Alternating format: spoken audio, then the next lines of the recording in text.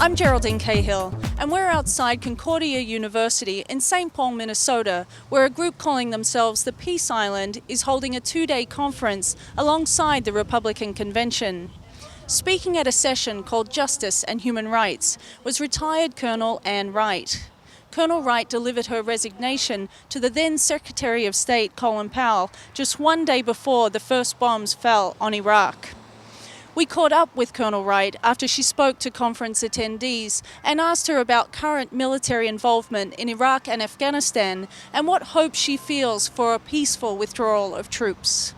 Well, the way you get from militarism to peace is it has to be a conscious effort, and it has to be a rejection, really, of a lot of the things that have been happening to our society over the last 100 years, where indeed the whole corporatization of our society, then the privatization of military functions, which means that the corporations become interwoven on the issue of national security, national defense, and so it's in the corporate best interest that we have a large military, that we sometimes that we go to war to test out the equipment, to tear up the equipment. When I was in the military, we jokingly on one level said, you need to have a good little good war about every 10 years because your equipment's worn out. As a colonel yourself, how would you withdraw troops responsibly? A responsible withdrawal is a long withdrawal. As much as I'd like to have everybody out tomorrow, it's a minimum of 18 months, I think. By the time you withdraw, the troops are easy to withdraw, but the huge amount of equipment we have in Iraq right now, 5 years we've been in there, we have 14 permanent bases, but you might as well call them major American cities. These are big American cities that have been built in Iraq. And I doubt if we're just going to leave them there for the Iraqis. I think the United States will remove a lot of this stuff, and that will take a long time. After Gulf War I, 100-hour war, actually, other than the air campaign, it took over 18 months to remove the materials that were in the Middle East during that incursion, when we had 500,000 people poised, ready to go into Iraq. The point is that we've got to give the political space to the Iraqis to resolve their problems. What do you think the motivation would be for the U.S. government to step into Iran?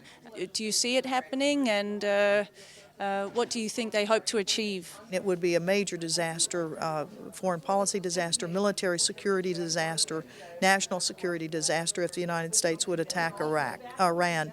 The attack would be air, bombs, missiles, from naval vessels. The U.S. doesn't really have enough ground troops to go in, thank God. But the havoc that can be wreaked on Iranian cities is substantial. And what can be wreaked by the Iranians targeting U.S. interests in Iraq and Afghanistan and in the Persian Gulf is substantial too. The Iranians have a fully equipped military. They've after the 8-year war with the Iraqis, they've rebuilt their military. They're a country that has 3 times as many people as Iraq has. It's a cosmopolitan environment. They will not take an American tank lying down. Do you see a difference between George Bush and John McCain's foreign policy? Well, McCain certainly is a proponent of, he said bomb Iran, and we certainly hope that he's, saying that in jest is a pretty pitiful way to approach relationships with other nations, nations of concern to the United States. And certainly we should be concerned about the nuclear program of the Iranians. We should be pushing for them to comply with the Non-Proliferation Treaty, as the rest of the world is saying to the United States, you need to comply with it also. The conference you're running here is called the Peace Island, and it's also supposed to be hope in a time of crisis. If this is the crisis, both the involvement in Iraq, perhaps an escalation in Afghanistan, we've also got a heightened militarization here in the United States. what is the hope, and is there hope with Obama if he gets elected, or what can people do otherwise to ensure that it's the hope that wins out, it's the peace that wins out? No matter who is elected in November, we will have to put pressure on him to stop the war in Iraq. I mean, even though Obama says, yeah, I've got a plan to end the war, he also has a plan to increase our military by 95,000 people. He's planning on sending more people into Afghanistan. We don't know a firm timetable that he says he's going to withdraw 1 combat brigade per month. We don't know when that's going to start. He doesn't talk at all about the 180,000 civilian contractors we have there. We only have 140,000 military right now. We've got many more contractors that are there. You wanted to join the military yourself, I imagine, as a younger girl. Would you have signed up to serve under an atmosphere like this? Well, it's interesting. I signed up during another very unpopular war, the Vietnam War. It was going on.